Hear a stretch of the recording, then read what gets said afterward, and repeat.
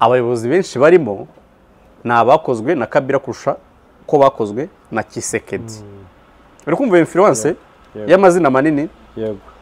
Kuza kwa Kabila rero avantage ihari kuri M23 niyo iri militaire ko abasirikare bakuru bashobora kuza n'abato bakaza cyangwa se bakitsindisha urugamba. Yego. Ikindi nuko ishyaka rye ni rinini rifite influence, abapolitisiye baryo bashobora kuhita bajoininga, ndetse n'abandi bantu bari mu yandi mashyaka ariko bakozwe na perezida Kabila. Ko umuntu niba hari umuntu bari umupatriote akavuga no perezida ku ngoma ye yatumye niga kaminuza, atuma niga masters, atuma mbona akazi, atuma ngira gutya, akumva ku mutima we aramukunze atitaye ko afite irindi undi mutwe wa politiki abarizwamo. Yego. Guverinoma ubwayo, ubwayo ubwo n'ubwango wa ministry. Abenshi bakimara kumva ko Kabila yatangaje ko agiye kuza. Hari abantu benshi, hari abari mu ishyaka rye ndetse n'abarishyigikiye batangiye guhuza akantu ka harya kwigenga kw'intara balkanisation. Kwa balkanisation. Yego. Umva akantu ka balkanisation se kugasura inyo tuze kugagaruka wenda dusoza.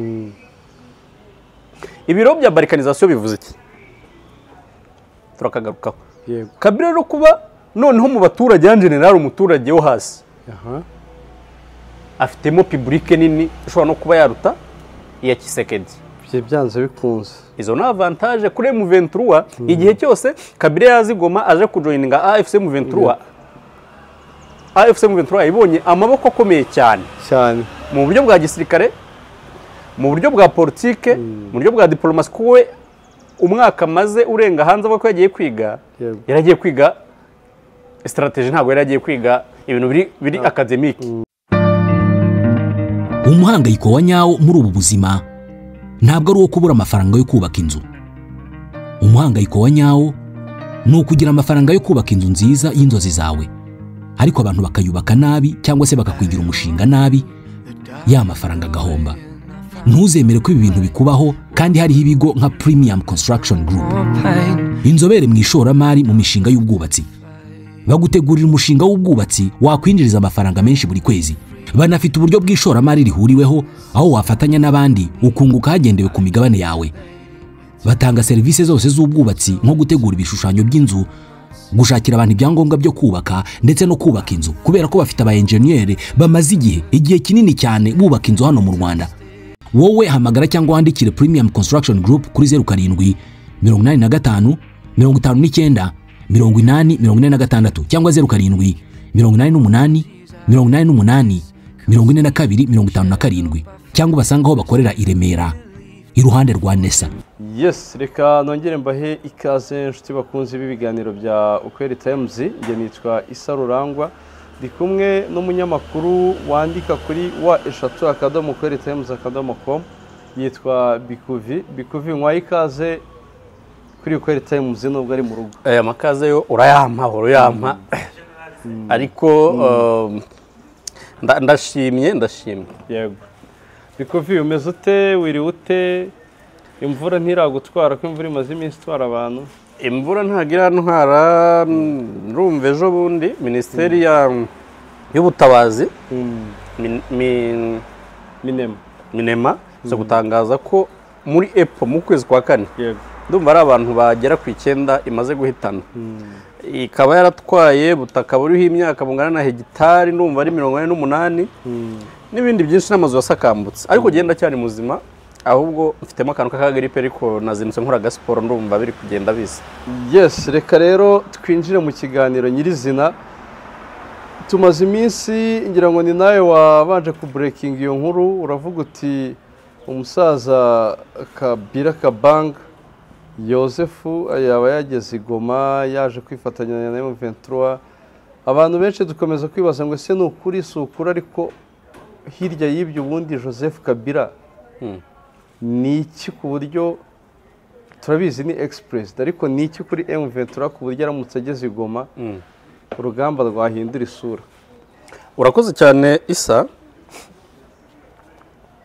Kabila, to be honest, aka kanya sinakubwira ngo ari Goma cyangwa ntari Goma. Mu buryo bw'umubiri yego ariko mu buryo bw'umwuka nta gihe atahabaye. Mu buryo bw'umwuka nta foto ye turabona. Yego mu buryo bw'umubiri. Mu buryo bw'umubiri bizanagorana kuyibona. Yego ko buriya Kabila wagira ni mukuru w'Amakenga, mukuru we murumuna we urasi inkorongano. Oya Kabila niwe mukuru, reba buriya bwanwa burimo imvi. Buriya bwanwa ntago ari imyaka. Buriya bwanwa bw'imvi yabutewe na Tshisekedi. None se nanga wemera ko zira mvi nawe zitewe na Tshisekedi? Ariko nanga nabonye ifoto ye kera kiri umusore nta mvi afite. Nanga se 2018 bimika Tshisekedi we na Kabila wagira ngo bari bafite ubwanwa mu mvi, imvi mu bwanwa. Uzu ngubu uramutse ufite abagore babiri bakubeshyira ko batenda. Tuvuge umwe akabikubwira mu kwa mbere mugire kubihandorenga nko mu kwa kanunda akabikubwira wenda bakubeshyira cyangwa ari byo. Bakubeshyire cyangwa ari byo. Bo musatsi wahita uba imvi. Imvi nzakora kari research ndebe biologicoma ahantu zihurira na stress. Ariko urabikeka ko bifitanye isano. Bifitanye isano. Nanga ntago ziramvi yarazifite. Ku buryo ufashe ifoto ya nanga yo mu myaka 5 ishize n'ifoto ya nanga y'aka kanya biratandukanye. Nanga w'aka kanya ni umusaza, nanga wowe yo myaka ishize ni umusore. Ariko ubusanzwe nanga sinamukuru. So na Kabila nuko rero. Ziriya mvi yarafitemo na mbere yarafitemo utuntu tuvi wagenda ubara. Ariko muri iyi minsi stress za Kongo imvi zahise zikura. So ninjye kubwira rero mu buryo bw'umwuka kuva nanga yagera, kuva nanga wamwumva ngo ari mu burasirazuba bwa Kongo ya joininze M23. Kabila nawe yarahari mu buryo bw'umwuka. Kubera iki barakorana? Ubwira impamvu. So mu buryo bw'umubiri kugeza ubu ntabwo turabona ifoto Kabila arigoma. Ariko n'ubundi role Kabila yajua arigoma mu buryo bw'umubiri niyo yajua adahari ko hari mu buryo bw'umwuka harimo difference nto cyane ndetse abantu bazitega ikintu kimwe cyangwa ntibitega ikintu ngiye kubabwira. Ntibazitege Kabila uzabigoma mu buryo bwa kinyeshyamba mpaka M23 ifashe Kinshasa cyangwa itsinzwe. Ntago azahaba igihe kinini. Personality ya Kabila ni wa mugabo ubitse ingohe. Mwavuga ngo ni barugubika ngohe bakabarwurangese. Ni umuntu udakunda kugaragara muri media, ni umuntu utakunda kugaragara babyita duel muri terime zubu. Ntago agaragara muri duel. Ntago azamuka, ntago ajya muri duel, ntago ajya mu bicu, ntago uzumva yatangaje ibintu bibi cyangwa byinshi. Ntago uzabona amafoto menshi, amafoto ya Kabila bura no mu itangazamakuru ni makeya. Ni conforme à l'original tel que Makenga. Kandi uri hose naba Major General warubizi. Na Kabila sageze ku rwego rwa Major General. Siko nari siko Kabila atashye ari nka majoro. Ni ataha ari majoro. Ataha he? Sezera mu ngabo. Sarasezeye. Se wajya kwambara ikote utarabanje kuva mu gisirikare. Siko wabonye ko no Gabo umwe wakoze kudeta yakuyemo ibya gisirikare yambaye amakositimu ubu yatowe kuyobora Gabo. Ubu abasirikare bose tuzi, abaperezida bose tuzi bari abaperezida bose tuzi bari abasirikare. Wanyereka ikarita yabo ya demobilisation mu bihugu byabo. Ariko yagiye kuba buriya yagiye muri politike bya Tenido komba cyangwa se okay, ntago tuzi niba bagira na komisiyo ya demobilisation na integration and demobilization commission nko mu Rwanda kuko nubwo ko igisirikare cyabo bamubwiye ko gishaje ntikirakorerwa retushe na rimwe, ntikirakorerwa demobilisation na rimwe, yego na rimwe, nta mudemob bo muri Kongo, nta na cadette pass out turabona, nacyo kimeze nk'ikinyeshyamba n'uvuga ngo afande wawe yashatse guhiranka kuko abyumva. Nese ntago bagira amashuri yigisha ibya gisirikare pasingisha abanyeshuri barayagira, ariko burarega kugira ibintu no kugira management ni ibintu bitandukanye. So nayo ndakubwira ngo Kabila ashobora kuba ibira bitangaje ngo agiye kujya muri Kongo ariko azahera mu burasirazuba, ashobora kuba bivuze ari Kongo n'ubundi.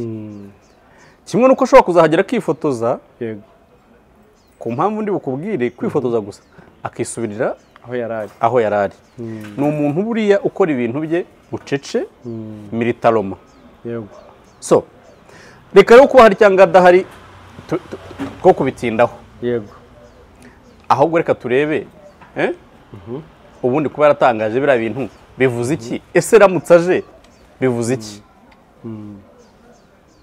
Kabila ntabwo ari Kabila nka individi yego Kabila ni institution Kabila ni uruganda buriya kubera CV na influence politique afite d'abord bura FRDC yose ni ya Kabila igisirikare cyose ni cya FRDC ni cya Kabila harya ntabo yasanze babo kubwa mu mbuto ese umuntu yasanze babo kubwa mu mbuto sibyo siza 96 na 7 yego nashize imyaka 30 wasanga twa dusoza bonyine tw'imyaka 90 ora ntago bamubara nk'umusirikare nta gitekerezo azaguha nta buryo buri physique ingufu ziri physique azaguha nta strategy ntabwo rero ora bamubara nk'umusirikare Kabila bari abasirikare benshi nabo bavanye mu kinyeshyamba biyunga ku gisirikare cya Mobutu niwe wayise we na papa we niwe bazise FRDC abajenerali barimo yego nako bivuga ngo abajenerali guhera kuri rukurutu kuri reka tuvuge not rukurutu we nako bakirokirita ariko reka tuvuge nko guhera kuri nko kuri kapiteni ntago bavuga ko kapiteni uyu munsi iri muri FRDC ari ya Kisekedi ni ya Kabila ko bimeze kose ntago ilanka ry'aba officier twe tuzi ko hano ari hagati y'imyaka 3 n'ine none dufate maximum yego so ntago rero umuntu yazava nko kuri age da chef kuko ariyo ranka ritoya mu rikuru mu basirikare batoya ngo azapfe kugera kuri kapiteni mu myaka 5 bivuze iki rero igisirikare ni cya Kabila ni wagiforumye ni wakise izina ni wapromotinza abakuru ubwo abajenerali barimo yego ndetse n'aba sous-officier barimo bari kugendera kuri instruction z'abafande n'abajenerali en general baforumwe na Kabila bonse bere rya Kabila bivuze ngo Kisekedi no kuburyo umusirikare aba ari neterewe icyapfa aba arwanira igihugu yego hakundi Kisekedi rwose ari nko mu bindi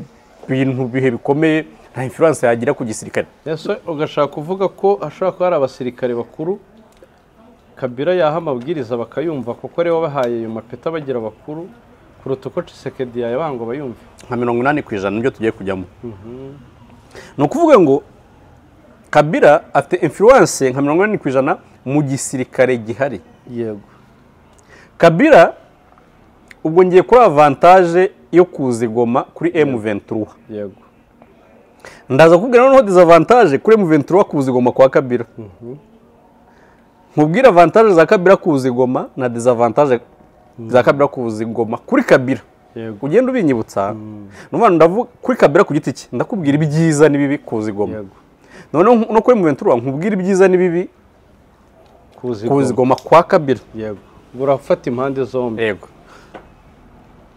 turajya dufata umwanzuro Kabila kuzigoma kuri M23 yego na avantage kuko Kabila afite influence mu gisirikare yego cya Kongo FRDC bivuze ngo igihe azadekara avuga ati ndigoma cyandi Bukavu ingabo ze zizamusanga zishobora kutamusanga directement zikamusanga indirectement kumwe zarwanaga nabi nk'izidahari zigakuba kabiri ikindi tubonye abajenerali 2 3 4 yego barambitse intwaro kuvuga ngo tujoininze M23 ni nkaho burya FRDC bitsinzwe ni nk'ari igisirikare cyose kiba kigiye buriya general akurikirwa n'abantu benshi cyane general se wagwera kuri brigade general ntuzi ko abayoboye batayo yego noneho reka tujye ku iyo ni influence militaire yego reka tujye kuri influence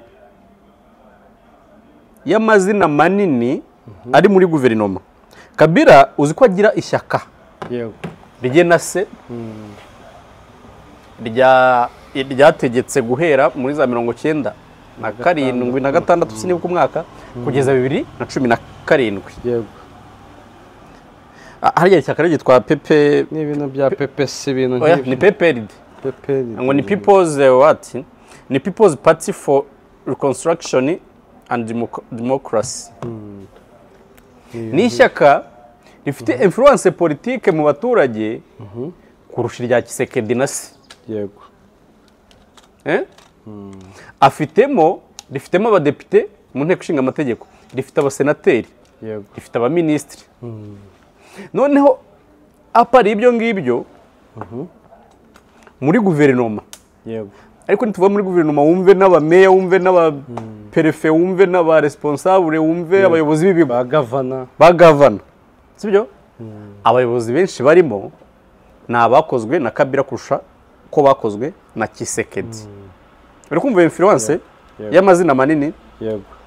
Kuza kwa Kabila rero avantage ihari kuri M23 niyo iri militaire ko abasirikare bakuru bashobora kuza n'abato bakaza cyangwa se bakitsindisha urugamba. Yego.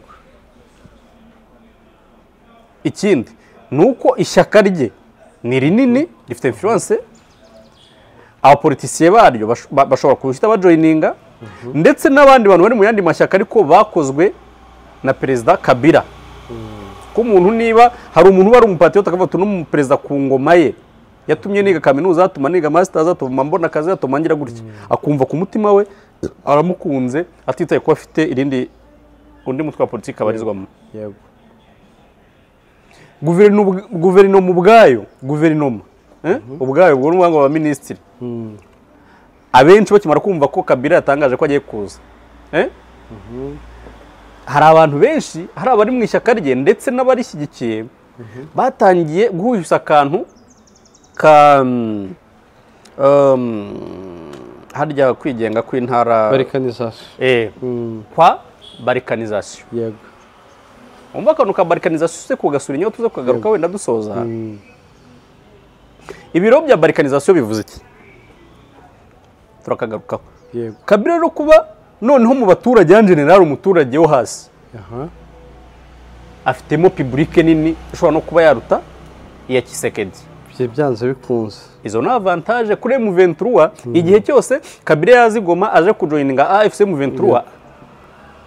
AFC M23 ibonye amaboko akomeye cyane mu buryo bwa gisirikare, mu buryo bwa politike, mu buryo bwa diplomasi. Kuwe umwaka maze urenga hanze avuga ko yagiye kwiga, yaragiye kwiga strategy, ntabwo yaragiye kwiga ibintu biri academic, ntabwo ari biri academic. Niba academic yabyiga yego, ariko sicyo cyamujyanye ko yagiye yahunze, yagiye bigaragara ko urugo rwe rwatangiye guterwa hari mu mujyi wa Kinshasa. Yego. So yaragiye gushaka amaboko, gushaka ingufu. Kubera iki? Ntabwo yishimiye Kisekedi, si ukuvuga ko atishimiye imiyoborere ye. Yego. Ngiye Kabila nshobora kumwita ntabwo nakwita ikirumira habiri se. Kabila urumva ari muri Romoro, yaganiriye na Kisekedi, ubundi amateka yagenze gute? Yego. 18 yaganiriye na Kisekedi we na Nanga yari umukozi wa Kabila. Nanga ashinzwe ayobora komisiyo y'amatora, nawe yakozwe na Kabila. Yego. Bicaza Kisekedi. Nanga niwe agira inama ubundi Kabila buriya. Koalisiyo y'aba Kisekedi yarimo amazina akomeye. Yego. Ariko Nanga abwira Kabila ati rero tugomba gushyigikira no koalisiyo, ariko turebe izina ritazatugora. Turebe izina ritazatugora ku buryo nigera ku butegetsi tuzarimanipira. None nk'ukuntu i Burundi Pierre Nkurunziza yari yarihaye supreme ubudahangarwa ku buryo yabaga ameze nk'umwami. Yego. Ku buryo azajya komandinga perezida. Kabila nawe nibyo yashaka, yari yaravuganye na Kisekedi ko azaba senateri avi, ariko akagira harya ubudahangarwa bundi babwita gute? Iminite babyita. Yego. Akagira ubudahangarwa, ntawe yakorwaho, ntawe yafungwa, ntawe imitungo ye yafatirwa, bakamurekera amasosiyete y'agacuruza umuryango we ukagira nabwo ubwo budahangarwa nawo ndetse banabwiye Tshisekedi ko na Colonel Nanga ari uko yego kuko bo bamukoreye kope na Colonel Nanga yari muri nawe yari muri iyo kope avuga ati yewe na Nanga uzatureke twidegembye ntabwo tuzabangamira ubutegetsi bwawe ariko natwe ikijyanye n'ubucuruzi bwacu yego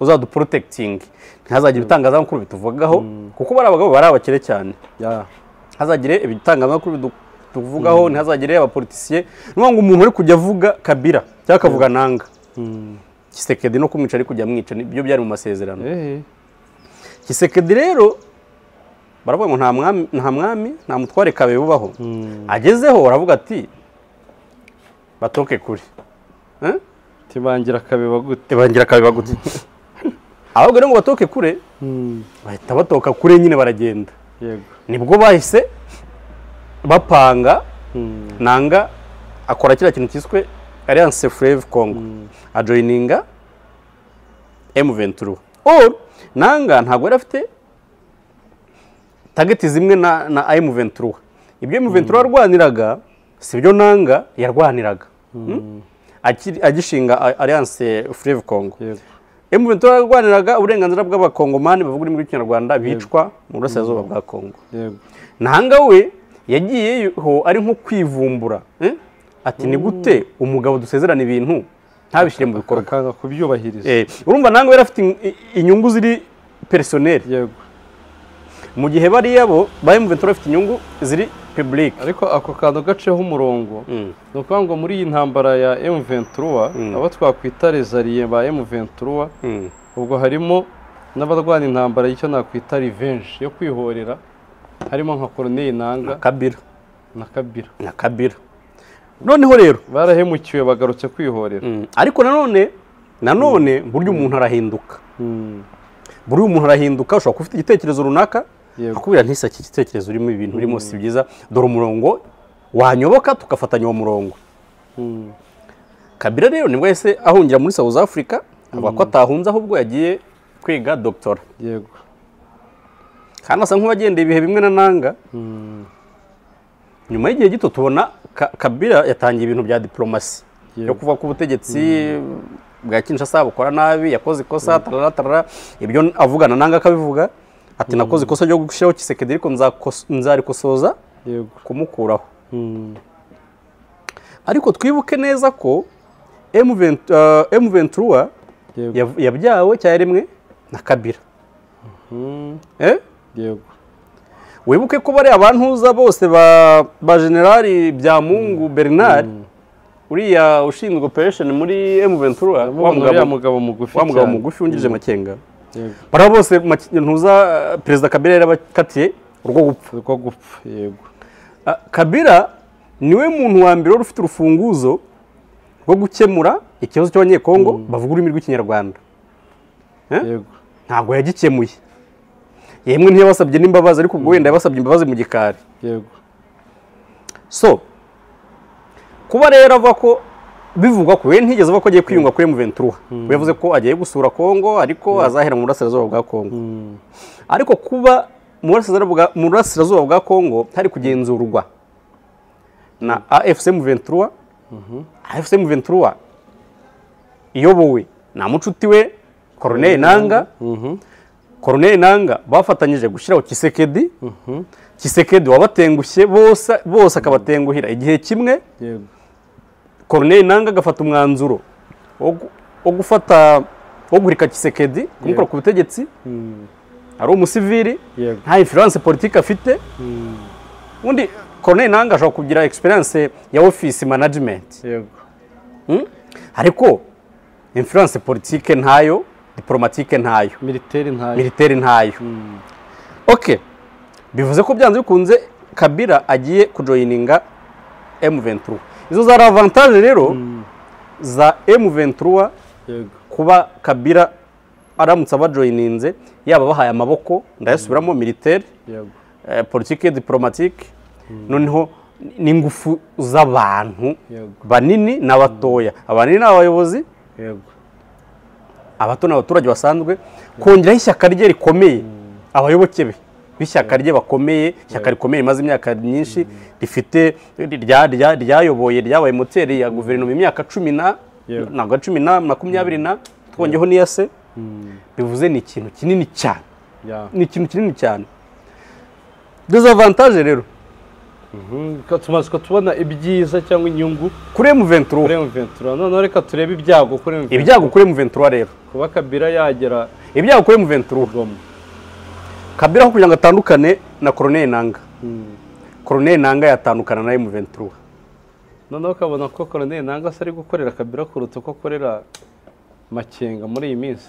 Oya, ashobora kubakorera abanyekongo, ntamuvugira, wenda akorera abanyekongo. Ariko kugira ngo Kabila atandukane na M23, sorry, na Nanga, Nanga yatandukana na M23.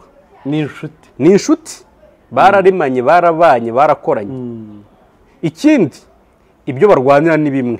Ni revenge. Ni kwihorera kuri Tshisekedi. Ni kwihorera kuri Tshisekedi.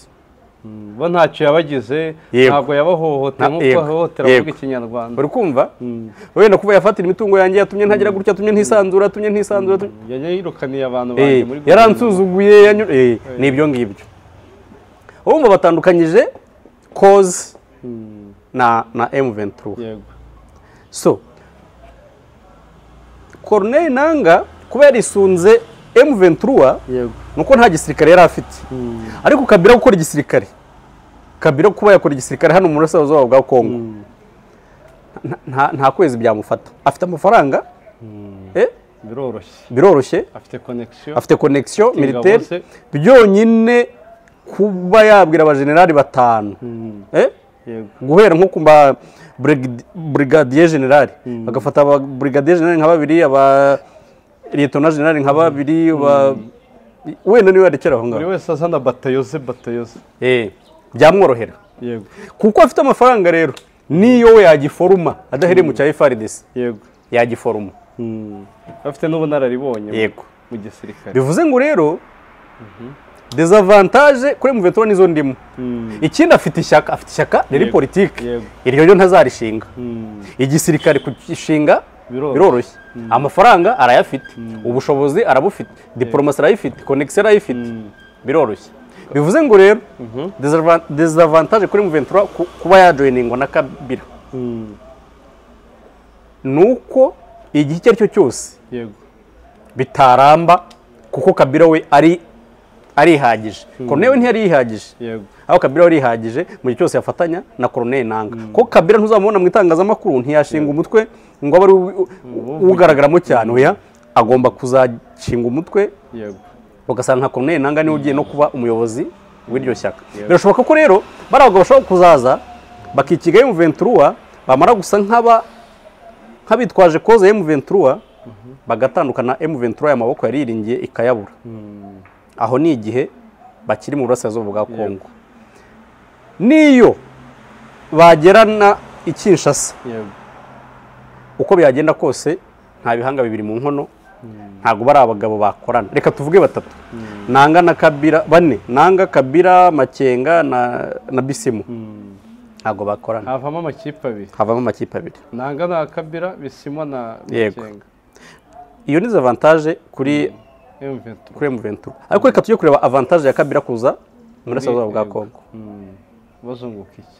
Nk'umuntu wari perezida, biragoye guhita ashinga umutwe we wiyomoye kuri leta, we ngo ndi mu ishyamba, ngo ndi gushaka guharanira uburenganzira bw'Abakongomani, bamubaza icyo mbere yakoze n'iki. Ariko aka kanya avantage afite, yisunze ba bantu barenganye, yugamye mu mutaka wabo, ariko afite nk'agataka ke gato ashobora kuvamo ati ya mvura ntago ari nyinshi. Uri kumva? Avantage ni uko M23, AFC M23 ifite ibyimaze kubaka, agomba kubiheraho bikaba agakingirizo. Yego. Desavantage rero nanone ikaba iyihe? Niwe washinze M23. Niwe wayishinze? Iyo ashaka rega buriya 23 Marisi 2009, iyo ashaka ibyo basinyanye na CNDP yabishyira mu bikorwa, M23 ntabwo yari kubaho. Imyaka yose yayihiragije ayirasaho, uza amasaso yayirashaho kuba 2012 na 2013. Nacyo abantu benshi bazateba abantu bazakorana bate none se buriya barabyibagiwe ubu Makenga yarabyibagiwe ntabwo babyibagiwe ntabwo yabyibagiwe bivuze ngo rero dezavantage kuri Kabila nanone dezavantage kuri Kabila yego nuko agiye kujoyininga abantu azi ko yakatiwe urwo gupfa abantu yarashe abantu yasenye abantu yasinye amasezerano ntiyashyira mu bikorwa yego bivuze ko nawe